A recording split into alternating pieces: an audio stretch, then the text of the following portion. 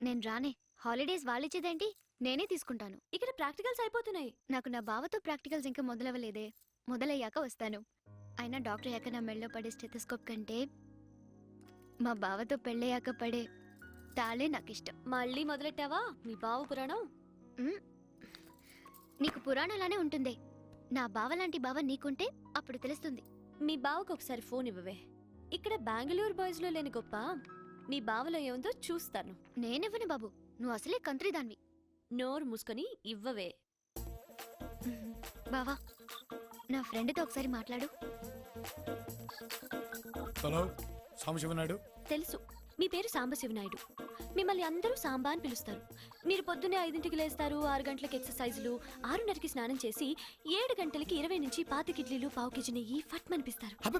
అన్ని తినండి అసలు. అబద్ధాలు ఆడకండి. వీటితో పాటు రోజు సాయంత్రం కాలేజ్ నుంచి రాగానే అటుకుల పాయసం మహా ఇష్టంగా తింటారు. అవునా? అవును, ఇప్పుడు అదే తింటున్నాను. ఇంత శ్రద్ధగా మీ ప్రొఫెసర్స్ చెప్పిన పాఠాలు గుర్తుంచుకుంటే పైకి వస్తారు. చూడండి, ఆడపిల్లకి అందం కంటే అనుకు ముఖ్యం. మగాడితో ఇలా మాట్లాడకూడదు. చూడు, ఇంకోసారి ఇది ఫోన్ చేస్తే నాకు ఇవ్వకు. అలాగే బావా, ప్లీజ్. ఓకే. ఏవే, ఎలా ఉంది ఫినిషింగ్ టచ్? మీ బావ వాయిస్ చాలా బాగుందే. మీ పెళ్లికి ఒక్కరోజు ముందేనా మీ బావని ఎంగిల్ చేస్తాను. చిచి, సిగ్గులేందానా. పెట్టే ఫోన్. నందిని చాలా లక్కీయే. అందరికి మొగుళ్ళు దొరుకుతారు, కానీ దానికి మగాడు దొరికాడు. ఓ పని చేయవే, నందిని నొప్పించి దాని బావని నువ్వే చేసుకో. అది ఒప్పుకుంటే ఖచ్చితంగా అతన్నే చేసుకుంటాను.